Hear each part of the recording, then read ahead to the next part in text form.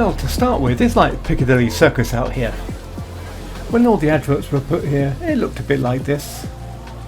But now it's a bit soulless with these big video screens.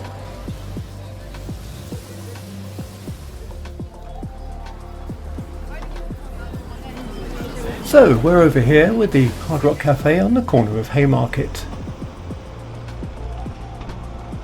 But this is just the appetizer. The entree will be a history of Trafalgar Square and Charing Cross. But bear with me for a couple of minutes while I walk there along the Haymarket. And while we're walking this way, let's have a bit of history of this road as well. So Haymarket was originally a street market for the sale of fodder and other farm produce. At that time it was a rural spot, with the village of Charing being the closest settlement. More of this later.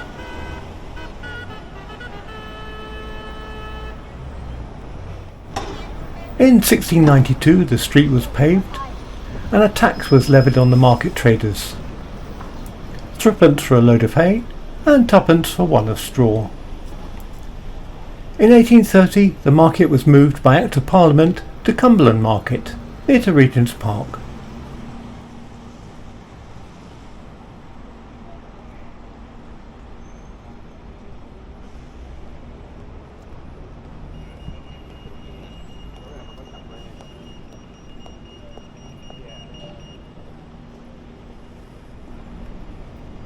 Haymarket has been a theatrical location since at least the 17th century. The Queen's Theatre opened in 1705 on the site of what is now His Majesty's Theatre. And the Theatre Royal here is in a building originally designed by John Nash in 1820, but this replaced a previous theatre dating from the 1720s. And that's His Majesty's Theatre opposite.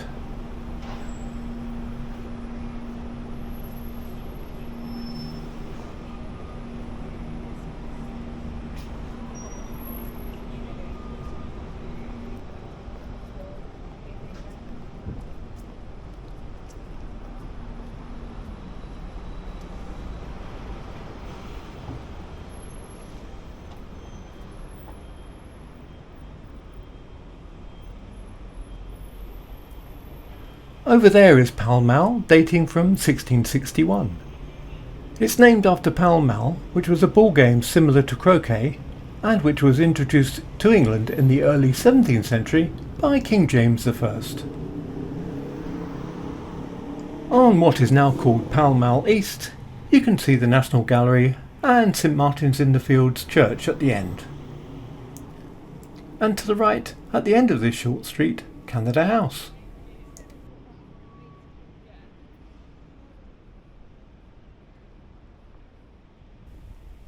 That's a statue of King George III on a horse.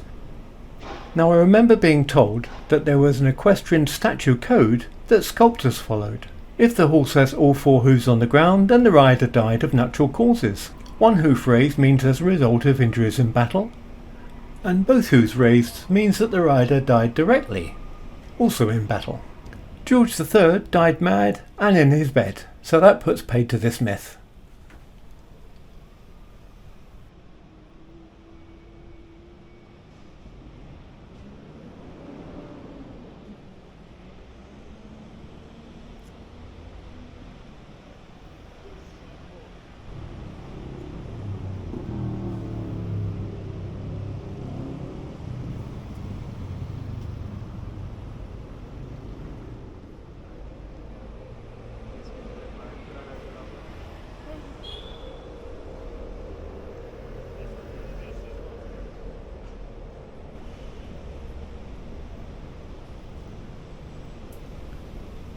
And this is how telephone boxes used to be.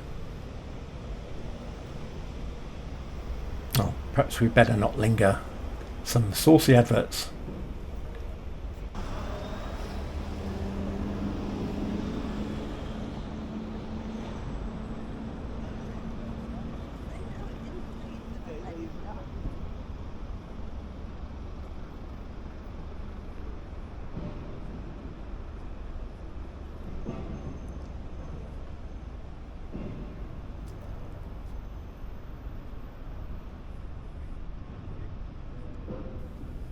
This is the classic look of 1840s Trafalgar Square, with the National Gallery and St Martin's in the Fields, and the fountains.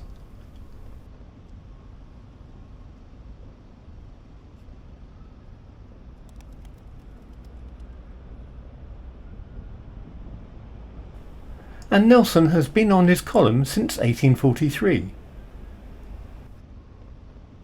Well, I seem to have morphed into the history section, so we better get on with it. Charing Cross is widely known as the very centre of London. But we're going back in time to when this was a rural village on the northern fringes of Westminster. We'll go back to one of the earliest maps of the area. This was a large panorama drawn by artist Anton van der Wijngaarde in 1543. Wijngaarde was a prolific Flemish topographer who made panoramic sketches and paintings of towns in the Netherlands, France, Italy, Spain and England. And for our purposes we'll use his map of London, with extra information from a 1561 survey from Ralph Agas, from which we'll derive more of what you see here. In 1543, Charing was the name of a village. A cross had been built in the 13th century, and frequently the area was becoming known as Charing Cross instead of Charing. On this map you can see Whitehall running due south through the Court Gate. To the east of Whitehall was an area called Scotland's, later called Old Scotland Yard. In the year 1290, Queen Eleanor of Castile, who was the wife of Edward I, died quite unexpectedly near the city of Lincoln. Edward was heartbroken, and he ordered that her body should be brought in solemn procession back to London and be buried in Westminster Abbey.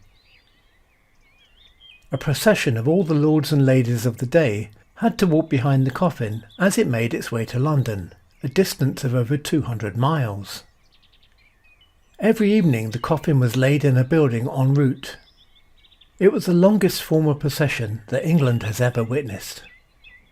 One of the stops was Waltham Abbey in Hertfordshire, and the following day the procession walked the 15 miles from there to Cheapside, where the Queen's body lay in the church of St Mary le Bow for the night. On the next day the procession was quite short, being only from Cheapside to the western end of the Strand, where it was laid overnight in the church of the priory of St Mary Rouncible.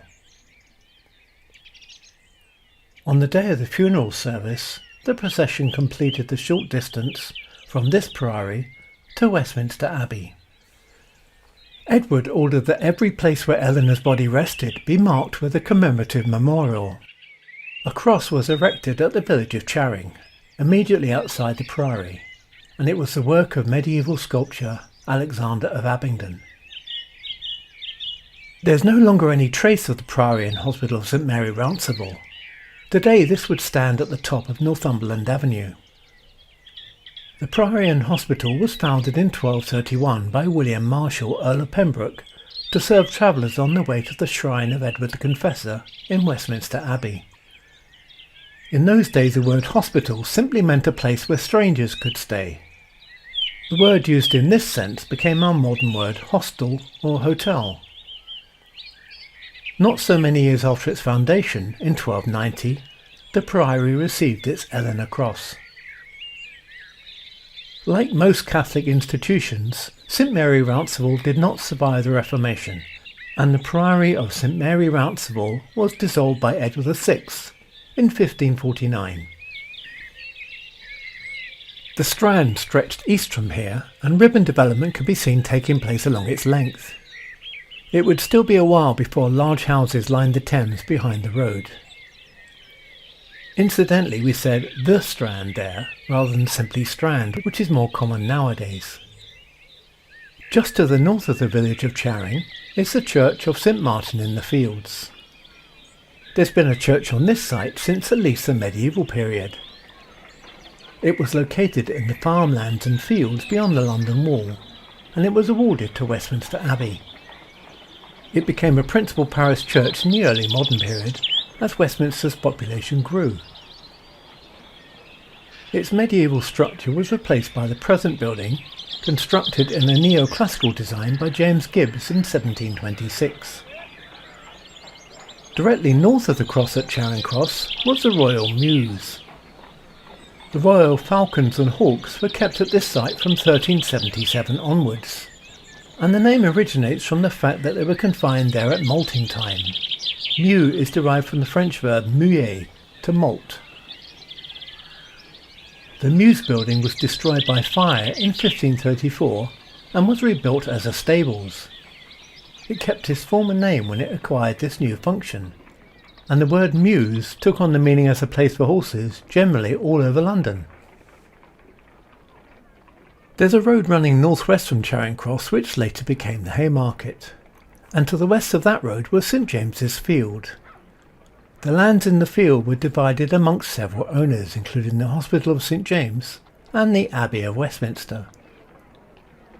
King Henry VIII enclosed this large field sometime between 1536 and 1547 at the time of this map, and created field boundaries.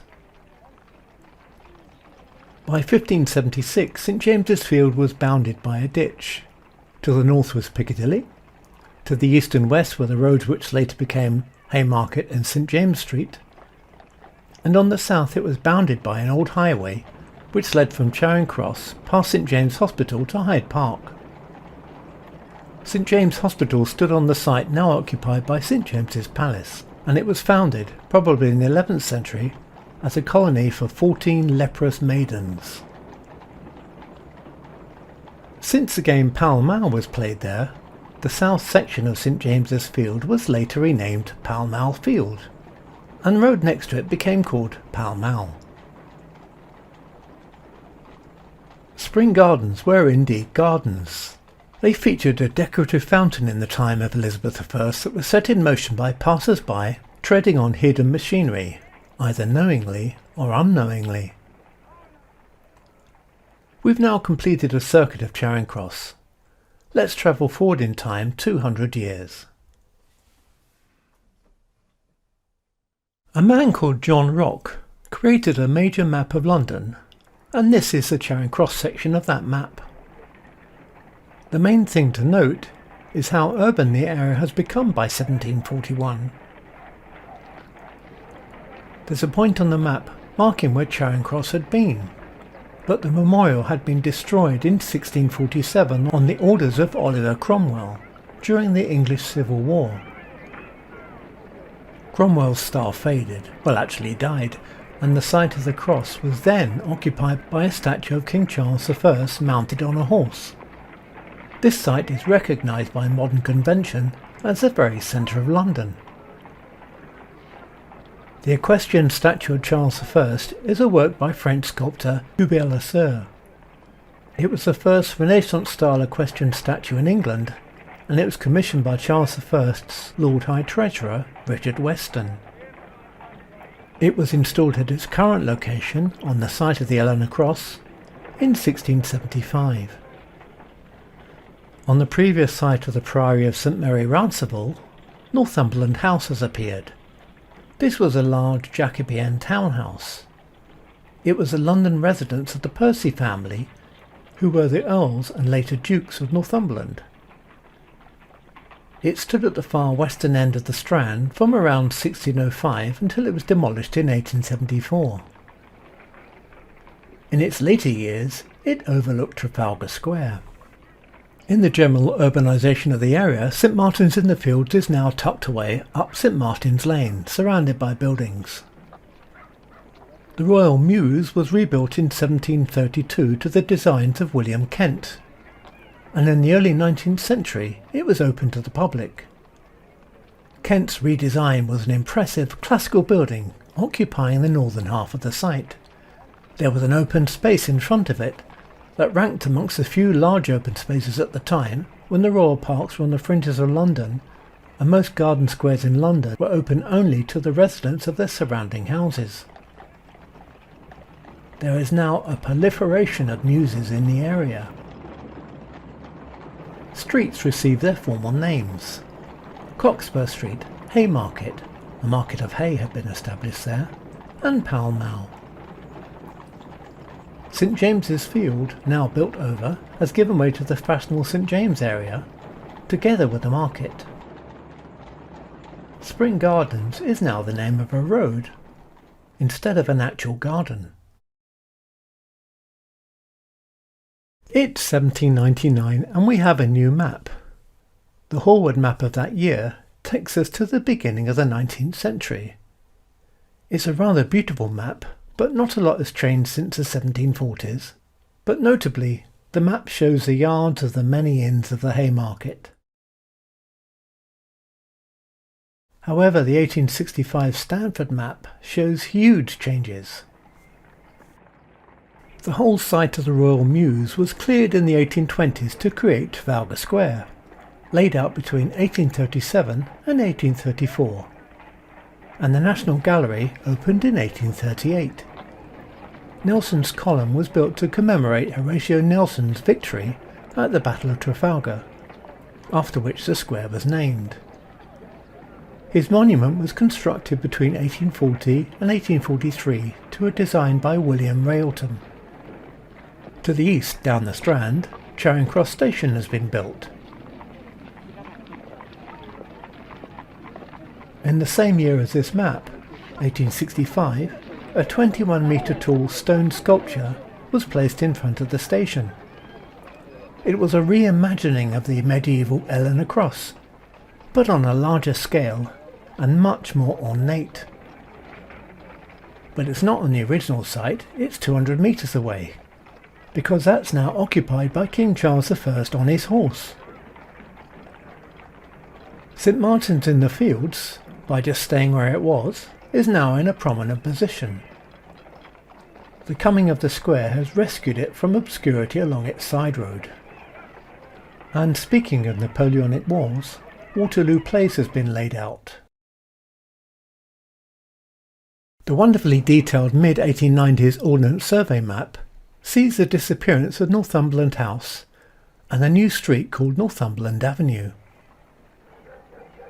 In previous maps you could see the Thames in the bottom southeast corner, but the Thames has retreated from the scene since the embankment has been built, underneath which is both a major sewer and the District Line. Northumberland Avenue connects with this major new road. On the other side of the map, Waterloo Place gained a statue of Florence Nightingale in 1915. It was the first statue erected depicting a female who wasn't a royal. Old County Hall, known as Spring Gardens, was the headquarters of the Metropolitan Board of Works. When the London County Council arrived, the council needed a bigger building, and it moved to the South Bank. What's still missing in action is Admiralty Arch. The Mall doesn't yet reach Trafalgar Square. But by 1950, the Mall does reach Trafalgar Square. Admiralty Arch was designed by Aston Webb. It adjoins the old Admiralty building and was commissioned by King Edward VII in memory of his mother Queen Victoria, although he didn't live to see its completion in 1912. And so we're now up to date. The modern map has largely inherited the built environment of the 20th century. The Second World War didn't cause the destruction here that was seen elsewhere in London. And while our general story is complete, there are many other tales to tell.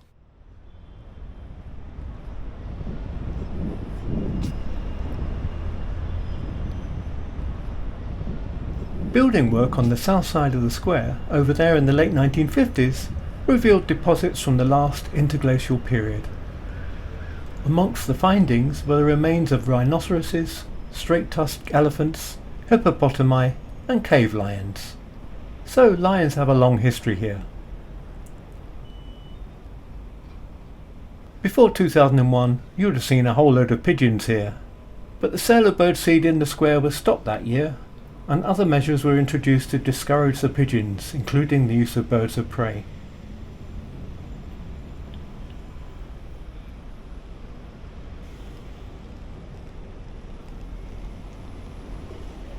Now, before 1979, this walk would have been between Piccadilly Circus station and Trafalgar Square station.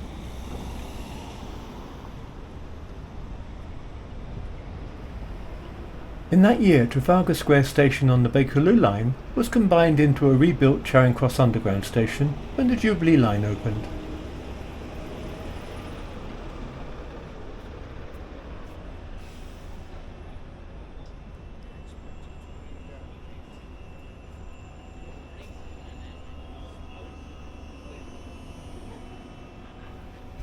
And here we are. I hope you enjoyed the walk.